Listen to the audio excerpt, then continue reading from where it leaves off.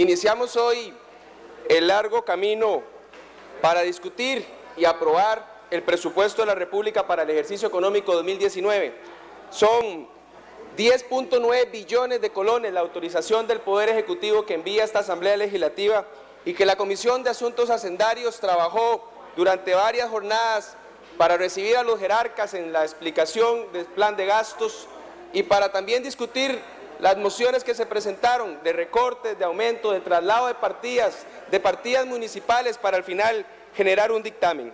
Dictamen que fue votado en su mayoría por diputados de Liberación Nacional, de Restauración Nacional, de la Unidad Social Cristiana y que traen hoy acá una propuesta de mayoría a este plenario.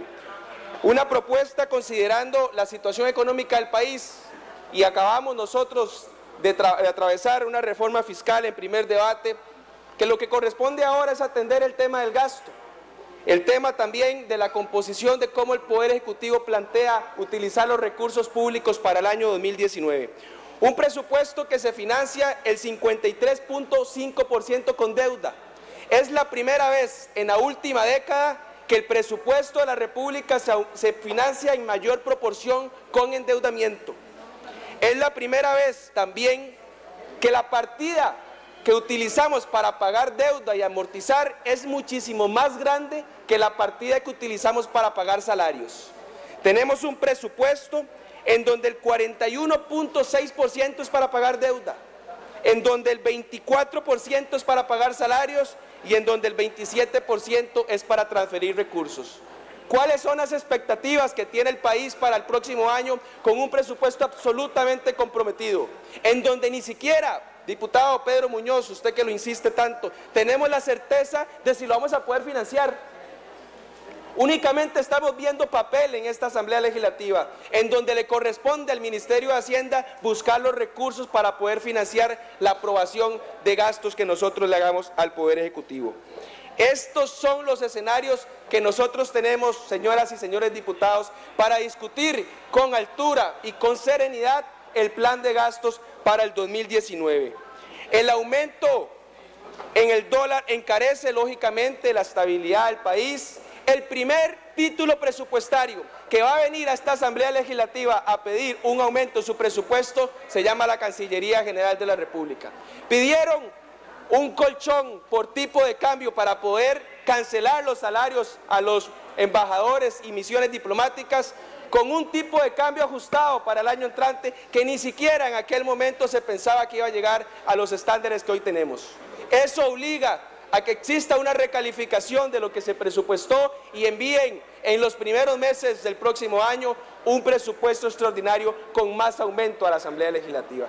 Esos son los escenarios que nosotros nos jugamos y cuando tomamos decisiones en materia presupuestaria.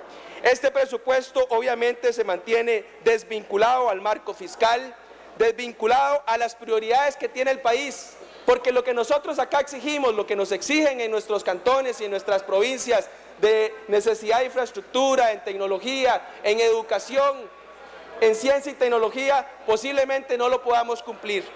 Desde luego que la realidad del país se encuentra desvinculado con este presupuesto.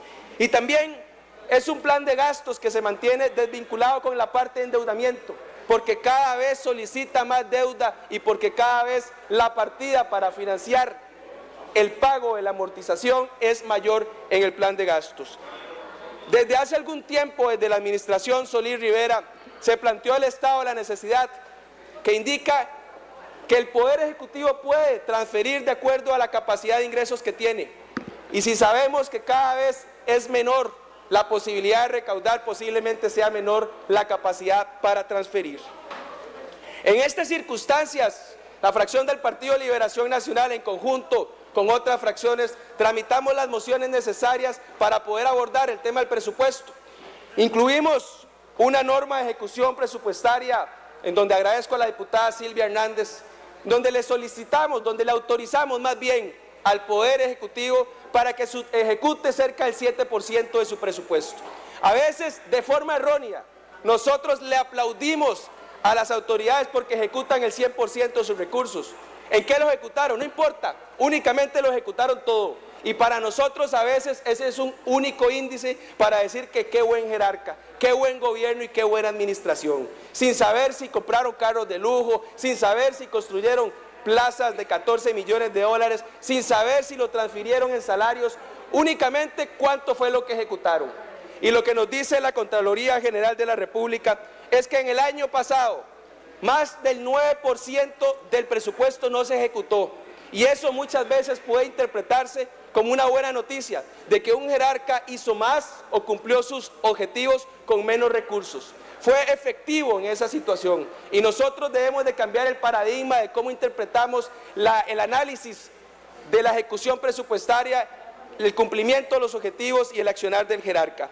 Liberación Nacional en esta norma de ejecución presupuestaria espera ahorrarle al país más de 20.000 millones de colones que utilizaremos obviamente para endeudarnos menos, para que el país no tenga que salir ante la encrucijada del mercado a buscar mayor colocación. Una institución tan importante como lo es el PANI, que lastimosamente no ejecuta sus recursos, y lo dice la Contraloría General de la República en todo su periodo. Le estamos también con una norma de ejecución presupuestaria ahorrando más de 26.000 millones de colones. Y en otras partidas también que recortamos, en el FES, en el Poder Judicial, en la partida de Casa Presidencial para pagar consultorías, en la Cancillería y en el Tribunal Supremo de Elecciones, al final estamos rondando los más de 60.000 millones de colones, que son cerca del 0,17% del Producto Interno Bruto, que utilizará el país para endeudarse menos, que tendrá que ser una congoja menos para la ministra de Hacienda en la búsqueda de títulos para poder financiar un presupuesto. Nosotros consideramos de que las partidas que crecían más allá del 3% proyectado de la inflación debían ajustarse, teniendo un presupuesto absolutamente ajustado sin comprometer el funcionamiento de los títulos presupuestarios, considerando también lo que los jerarcas en la Comisión de Hacendarios así estaban expresando.